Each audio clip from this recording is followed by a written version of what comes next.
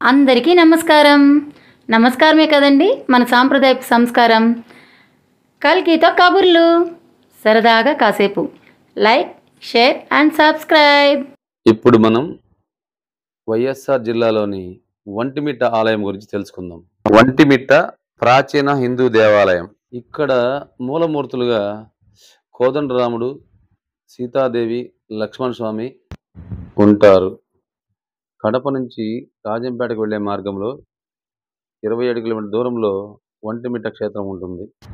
ఈ ఆలయంలో ప్రత్యేకత ఏంటంటే సీతారామ లక్ష్మణ విగ్రహాలు ఏకశిలలో ఉన్నందువలన ఈ క్షేత్రాన్ని ఏకశిలా నగరం కూడా ప్రసిద్ధి చెందింది. నవ్యాంధ్ర ఏర్పడిన తర్వాత ఒంటిమిట్ట ఆలయం ఆంధ్ర భద్రాచలంగా పేరుగాంచింది. ఆంధ్రప్రదేశ్ ప్రభుత్వం శ్రీరామనవమి రోజున ఈ ఆలయంలోనే అధికారికంగా ప్రత్యేక కార్యక్రమం నిర్వహిస్తూ ఉంది. శ్రీరామనవమి రోజున ప్రభుత్వం తరఫున పట్టు వస్త్రాలు, తలంబ్రాలు కూడా సమర్పిస్తారు. ఇప్పుడు మనం ఈ స్థల పురాణం కూడా తెలుసుకుందాం ఒకసారి. రామలక్ష్మణులు చిన్నపిల్లలుగా ఉండేటప్పుడు విశ్వామిత్రుడు వారిని తమ యాగశాలకు తీసుకొచ్చాడన్న విషయం తెలిసిందే. కానీ సీతారామ కళ్యాణం జరిగాక కూడా అలాంటి సందర్భమే ఒకటి ఏర్పడింది. అప్పుడు ముఖంఠుడు మహర్షి శృంగి మహర్షి రాముని ప్రార్థించడంతో దుష్ట శిక్షణ కోసం ఆ స్వామి సీతా లక్ష్మణ సమేతుడై అంబుల పొది, పిడిబాకు, కోదండం పట్టుకుని ఈ ప్రాంతానికి వచ్చి యాగరక్షణ చేశాడని పురాణం చెబుతుంది. అందుకు ప్రతిగా ఆ మహర్షులు సీతారామ లక్ష్మణ విగ్రహాలను ఏకశిలగా చెక్కారని, తరువాత జాంబవంతుడి విగ్రహాలను ప్రాణప్రతిష్ఠ చేశాడని ఇక్కడ ప్రజా విశ్వాసం. ఈ దేవాలయంలో శ్రీరామతీర్థం ఉంది. సీత కోరికపై శ్రీరాముడు రామబాణంతో పాతాళ గంగను పైకి తెచ్చాడని అంటారు. ఈ ఆలయంలో కొన్ని చారిత్రక విశేషాలు కూడా తెలుసుకుందాము. గోపుర నిర్మాణం చోళ శిల్పుల సాంప్రదాయంలో అత్యద్భుతంగా ఉంటుంది. ఫ్రెంచ్ యాత్రికుడు ట్రెవెర్నియర్ 16వ శతాబ్దంలో ఈ ఆలయాన్ని దర్శించారు.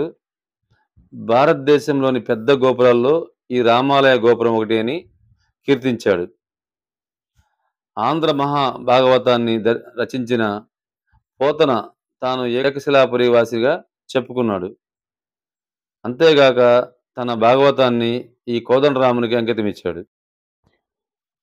ఈ ఆలయంలో ప్రధాన విగ్రహం ఒకే శిలలో రాముడు, సీతా లక్ష్మణ విగ్రహాలు చెక్కబడ్డాయి. సీతారామ లక్ష్మణులు పక్కన హనుమంతుడు లేని ఆలయం భారతదేశంలో ఇదొక్కటే ఉంది. శ్రీరామ హనుమంతుల కలయిక ముందే ఒంటిమిట్టలో ఈ సీతారామ లక్ష్మణ ఏకశిలా విగ్రహం స్థాపించినట్టు కథనం. ఈ కోదండరామ ఆలయానికి 3 గోపుర ద్వారాలు కూడా ఉన్నాయి. విశాలమైన ఆవరణం ఉంటుంది. ఆలయ ముఖద్వారం ఎత్తు సుమారు 160 అడుగులు ఉంటుంది. 32 శిలా స్తంభాలతో రంగమండపం నిర్మించడం జరిగింది.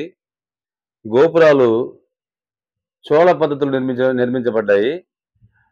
రంగమండపం విజయనగర శిల్పాలను పోలి ఉంటుంది. పొత్తాపి చోళులు, విజయనగర రాజులు, మట్లీ రాజులు ఈ ఆలయాన్ని 3 దశల్లో నిర్మించినట్టుగా తెలుస్తుంది. ఒంటిమిట్ట నివాసి ఆంధ్ర వాల్మీకి అని పేరొందిన వావిలి కొలను సుబ్బారావు ఈ రామాలయాన్ని పునరుద్ధరించాడు. స్వామికి ఆభరణాలను చేయించడంతో పాటు రామసేవా కుటీరాన్ని నిర్మించాడు.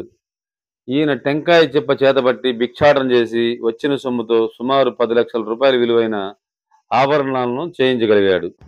ఈ ఆలయంలో ఆంజనేయ స్వామి వారు లేరు కాబట్టి ఎదురుగా సంజీవరాయ దేవాలయం ఉంటుంది. దేవాలయం పక్కనే రథశాల, రథం కూడా ఉన్నాయి.